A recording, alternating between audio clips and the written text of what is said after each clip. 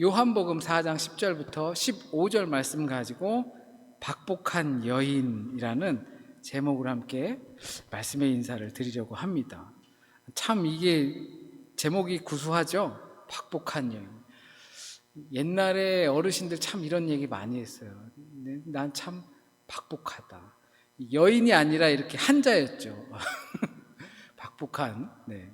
오늘 우리가 새길 말씀은요, 15절 말씀이에요. 여자가 이르되 주여 그런 물을 내게 주사 목마르지도 않고 또 여기 물을 기르러 오지도 않게 하옵소서 라는 이 여인의 간청과 같은 말씀을 새기면서 오늘 말씀 함께 인사드립니다. 오늘 본문에서도 요한복음의 특징이 하나 등장하게 됩니다.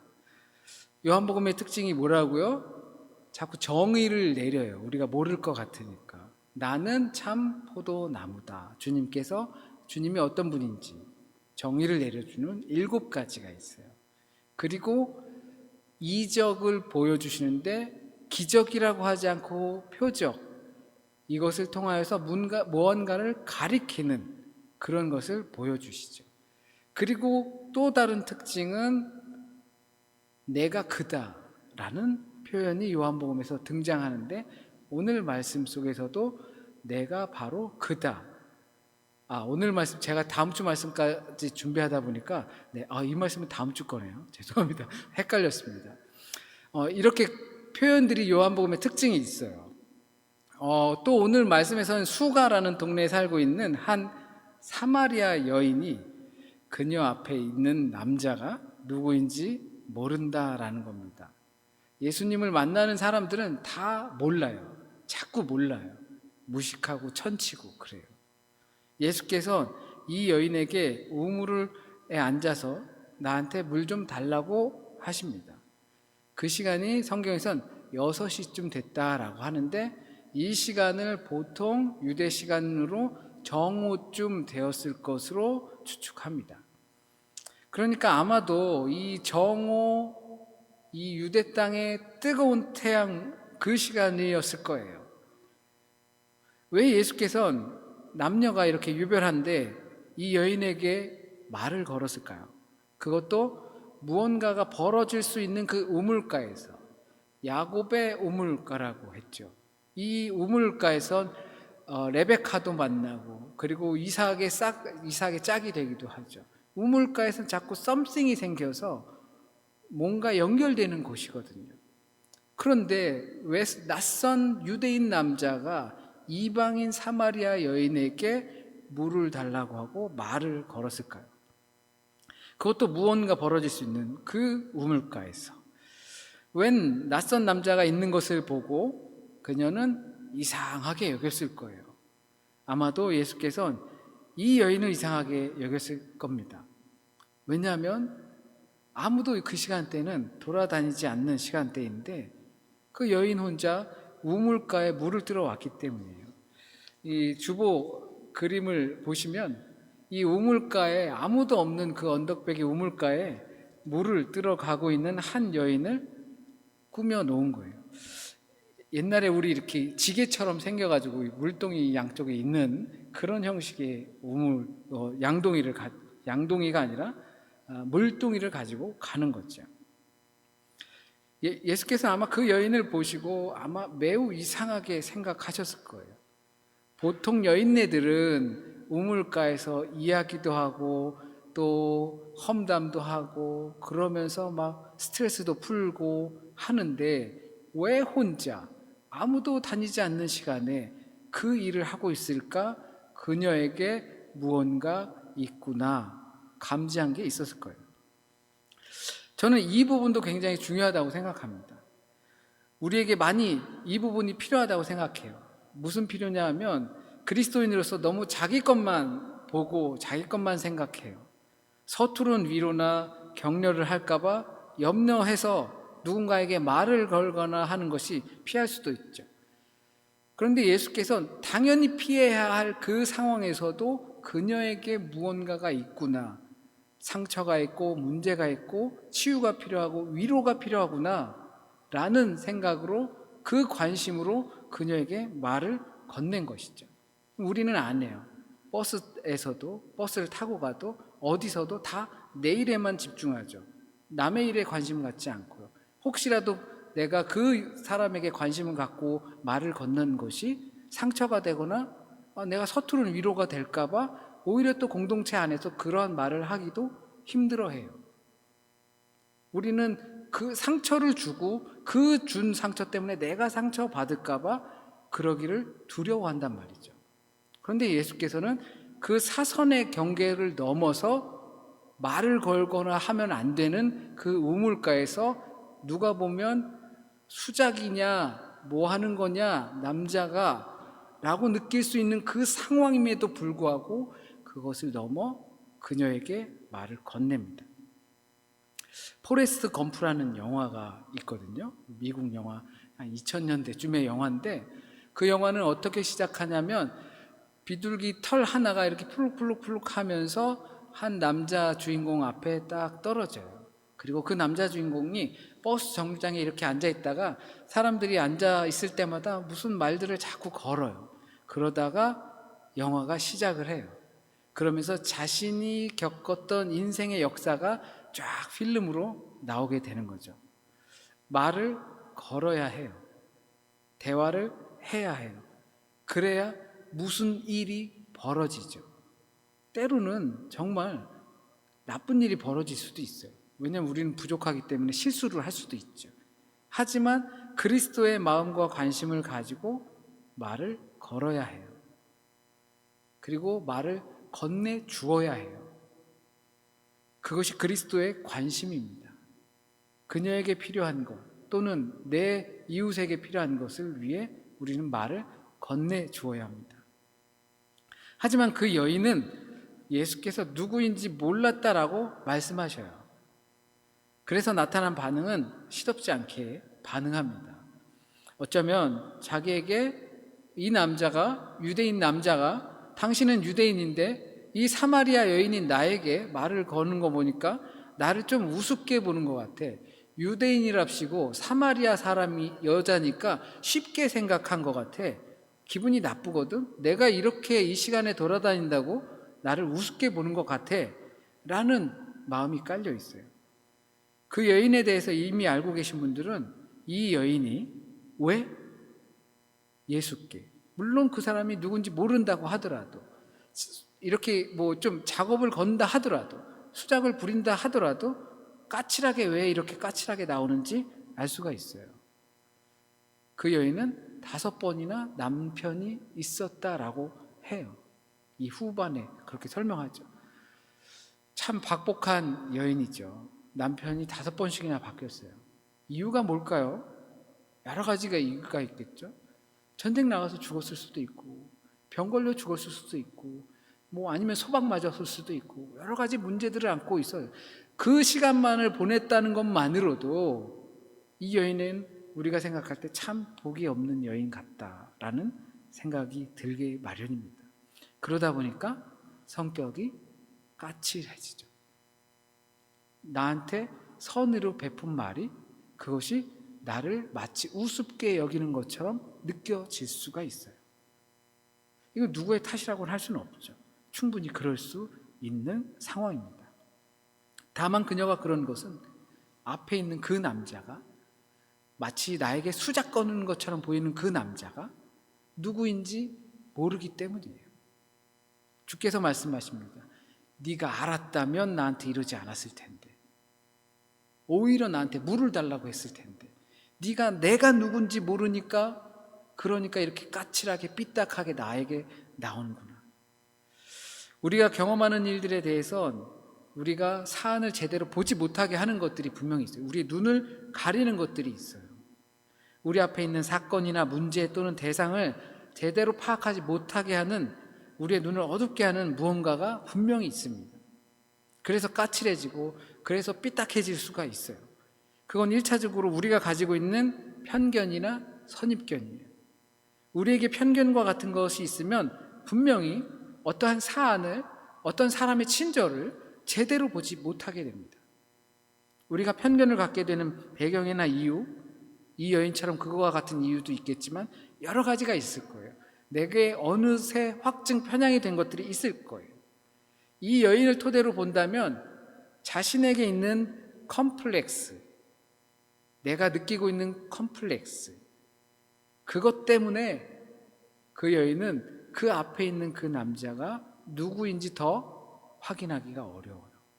다만 그냥 나를 얕보는 남자, 나를 무시하고 나한테 작업 거는 것처럼 보이는 한 유대 남자, 못된 남자처럼 보일 수가 있어요. 왜? 내가 가지고 있는 컴플렉스 때문에 그런 거죠. 자기가 가지고 있는 문제나 결격 사유들이 신경질적으로 나타나는 겁니다. 그러니까 괜히 예수께 신경질을 부리죠. 자신의 컴플렉스 때문에 사안을 제대로 파악하지 못하는 겁니다. 우리가 누군가에게 말을 걸을 때도 그렇게 반응을 보일 수가 있어요. 그리고 내가 말 실수할 때도 있지만 상대방이 컴플렉스 때문에 그럴 수도 있어요. 주님께서 만나는 사람들은 다 그와 같이 자기만의 컴플렉스가 가득 차 있는 사람들을 만나셨어요. 세리도 마찬가지고 삭개오도 마찬가지고 가늠하다 걸린 여자도 마찬가지고 그 모든 사람들이 다 자기만의 컴플렉스가 있었어요. 상처가 있는 사람들이고 그 상처를 지키기 위해 그들은 자기만의 방어막을 튼튼하게 둘러요. 그리고 가시를 막 돋칩니다. 왜? 나를 지키기 위한 거예요. 상대방을 해하려고 한 건 아니에요. 나를 지키려고 하는 거다 보니까 교제가 끊어지고 관계가 끊어지고 그리고 상처를 주고받게 됩니다. 괜히 상처받고 일을 크게 만들 때도 있죠. 그럴 때면 도대체 내가 왜 그러는 걸까 생각이 들 때가 있습니다. 그런 질문에 요한은 이렇게 말해 왔습니다. 요한복음 이해가 안 되면 요한복음 1장 말씀을 다시 한번 보면 이해가 된다고 그랬죠. 어둠이 빛을 이길 수 없기 때문에 어둠은 무슨 수를 써서도 빛을 이길 수 없고 빛을 이해할 수도 없기 때문에 여전히 어둠 속에 있거나 거듭나지 못하고 진리를 중심으로 살지 못하기 때문에 우리의 편견이나 컴플렉스 무엇이 되었든 바르게 보지 못하고 비뚤어서 왜곡해서 보게 하는 것이 바로 이러한 현상입니다. 그래서 주님께서 말씀하셔요. 그래서 네가 하나님의 선물을 받지 못한다. 하나님께서는 선물을 가지고 예수 그리스도라는 구원이 선물이죠. 그것을 가지고 왔는데 네가 가지고 있는 지금 처한 상황의 컴플렉스로 인해서 어둠으로 인해서 진리를 비껴나간 그 삶 때문에 그것 때문에 앞에 있는 자가 누구인지 모르는 거예요. 선물을 이해하지 못하는 거예요. 그래서 선물을 받지 못하는 거예요. 쳐내는 거죠. 왜 나한테 이래? 누구에게나 진리를 깨닫지 못하게 하고 하나님의 선물을 받지 못하게 하는 그 어둠의 컴플렉스가 있습니다. 사람을 옹졸하게 만들고 경계하게 만들고 무슨 의도가 있는 것처럼 생각하게 만들어요. 그것으로 자신의 자존심이나 지키고 싶은 것을 지킬 수 있을지는 모르겠으나 그 컴플렉스 때문에 하나님의 선물을 깨닫지 못하는 일이 발생할 수 있다는 겁니다. 어디서 수작이야? 나를 뭘로 보고? 내가 이렇게 입고 다닌다고 나를 우습게 보냐? 내가 이렇게 처신한다고 내가 당신한테 그렇게 무시받을 사람인 줄 알아? 쏘아붙이고 담을 쌓고 그것 때문에 하나님의 선물을 놓치게 됩니다. 내가 상처받기 싫으니까. 놓치는 것뿐만 아니라 이건 내 것이 아니라고 발로 차게 되죠. 이런 마음의 상태에 있는 여인에게 주님께서는 그것을 만약에 알았다면 그 어두움에서 빛을 봤다면 생수를 받았을 것이다. 이 생수는 생명의 물이다. 사람을 살리는 물이다. 다시는 목마르지 않는 물입니다. 계속해서 나오는 물입니다. 이 물을 마시면 다시는 목마르지 않습니다. 물론 그런 물은 없습니다. 주님을 안다고 생각하는 우리도 목이 말라요. 목이 마를 수밖에 없는 물로 우리의 목을 축이기 때문에 그래요. 우리의 반응이 이 여인의 반응과 비슷합니다. 그런 물이 있다면 다시는 내가 여기에 물길러 오지 않게 그 물을 나에게도 주세요. 이 여인이 깨달은 걸까요? 깨닫지 못한 걸까요? 그런 물이 있다면 내가 여기에 다시는 물 길러 오지 않게 그 물을 내게 주세요. 깨달았을까요? 깨닫지 못했을까요? 저는 이 상황에서 이 여인은 아직 깨닫지 못했다고 생각합니다. 앞에 있는 이가 하나님의 선물인지 그걸 모르는 거예요. 왜? 다시는 여기에 내가 물 길러 오지 않게 해달라는 거거든요. 힘들고 지치죠. 그 뜨거운 태양에 매번 그 여인네들 수다를 피해서 나는 물을 들어오긴 해야 되니까 그 뜨거운 태양에 사람들을 피해서 왔거든요. 그 일이 지겹단 말이죠. 다 누구라도 그럴 거예요. 그러니까 그런 물이 있으면 나에게 줘서 내가 다시는 그런 일을 하지 않게 해달라고, 편안히 있게 물 들어오지 않게 해달라는 거죠. 집에 수도꼭지 달아달라는 거거든요. 수도꼭지가 있었으면 달았을 거예요. 예수께서 생명의 물을 주고 싶었지만 그 여인은 그렇게 자기가 아직도 컴플렉스 있는 것을 이겨내지 못했어요. 피하지 못했어요. 그냥 단순히 해결책만 원했던 거예요. 그래서 그렇게 반응하는 겁니다. 여전히 자기의 상처와 문제들, 컴플렉스 때문에 문제의 핵심을 제대로 파악하지 못하고 있습니다. 그래서 비아냥거리는 거예요. 그런 물이 있다면 당신이 주는 물이 야곱의 물보다 그렇게 깊고 오래될 수가 있느냐. 여기 야곱의 물 봐라. 우리 그 야곱 2000년 전에 야곱이 판 물인데 이 물이 아직도 끊어지지 않고 계속 샘물이 나는데 당신이 야곱보다 대단하냐. 그런 물 있으면 나한테 갖고 와라. 나도 좀 달라. 내 인생 이거 지긋지긋하다. 나 이것 좀 안 했으면 좋겠는데 그런 물 있으면 나한테 다오. 내가 그거 몇백억을 주고라도 내가 사겠다 라고 하는 것처럼 비아냥거리는 겁니다. 내가 생각하는 선물과 하나님께서 주시는 선물이 분명히 차이가 납니다. 우리는 어쩌면 이 여인처럼 이 우물가에 오고 싶지 않을 수 있습니다. 사소하게 반복되는 지긋지긋한 일이 있다면 그것 좀 안 했으면 좋겠다는 생각도 할 수 있습니다. 때로는 우리에게 상처가 있을 때 그 상처를 건들거나 아는 척하는 사람이 없었으면 하는 마음도 있습니다. 알지도 못하면서 들쑤시지 않았으면 하는 마음도 있습니다. 여기 좀 안 왔으면 하는 생각이 있지요. 언젠가는 그 문제가 해결될 겁니다. 하나님의 선물의 의미를 깨닫고 생명의 물을 깨닫는다면 정오에 사람들을 피해서 고달픈 심정으로 온갖 근심들을 가지고 오는 것이 아니라 아무렇지도 않게 사람들 앞에 나타나고 연약한 모습들을 나누면서 그가 누구인지 알게 되면 언젠가는 우리가 그렇게 될 거라는 거예요. 피하는 것이 아니라 뛰어넘게 되는 것. 그것이 우리에게 주신 하나님의 선물입니다. 제가 부족해서인지는 몰라도 인간으로 살아가면서 목마르지 않는 사람은 없습니다. 흠이 없는 사람은 없고요. 누구나가 다 편견이 있고 컴플렉스가 있습니다.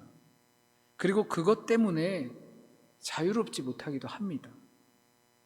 누구나 다 마찬가지입니다. 내 안에 분명히 기쁨이 있지만 그것이 육체적인 기쁨이 아니라 주님께서 주시는 기쁨이 분명히 있지만 그것이 없을 때도 있기 때문이에요. 그 기쁨이 육체적 기쁨이 아닌데도 그렇습니다. 사소한 것에서는 그럴 수 있다지만 중요한 부분에서는 그렇지 않을 수 있어야 한다는 거예요. 그러기 위해선 내 앞에 있는 것이 무엇인지, 누구인지, 어떤 일이 발생할지 관심을 갖는 거 굉장히 중요합니다. 그리고 그 관심 갖고 던진 그 경계를 넘는 그 말로 인해서 무언가가 이루어질 것을 기대하는 것 중요합니다. 또한 그것을 통해서 우리가 가지고 있는 편견이나 컴플렉스, 빛을 보지 못하게 하는 그 칠흑 같은 어둠, 진리를 중심에 두지 못하게 하는 덩치 큰 잔가지들, 그것들이 우리를 올가맬 수도 있습니다. 그러나 그것이 깨우쳐지는 것입니다. 우리에게 있는 편견 또는 컴플렉스들이 하나님의 선물을 받고 우리의 삶에서 갖고 있는 그 편견과 장애들이 초월되기를 진심으로 소원합니다. 기도드리겠습니다. 좋으신 하나님, 우물가의 연인처럼 우리는 목마르고 목마릅니다. 주님께서 주시는 선물이 분명히 무엇인지 알면서도 우리가 살아가는 세상에서 목마르고 또 목마릅니다. 주님께서 주시는 물로 인해서 우리가 갈급함을 영원한 생물처럼 공급받을 수 있음을, 채워줄 수 있음을, 해결할 수 있음을 알면서도 우리가 살아가는 순간순간 우리의 목마름으로 인하여 힘들고 지칠 때가 있습니다.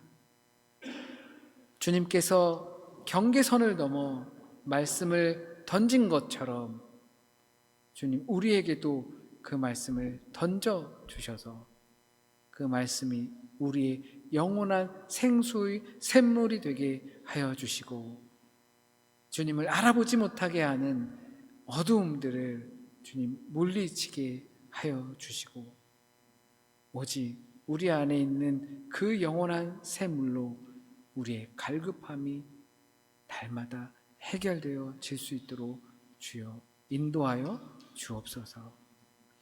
오늘 이 시간 우리 공동체가 내가 꼭 들어야 하는 그 하나님의 말씀 듣게 하시고, 그 말씀을 통하여서 하루 더 주님과 가까워지게 하시고 한 주간을 더 주님과 가까워질 수 있도록 주여 인도하여 주옵소서.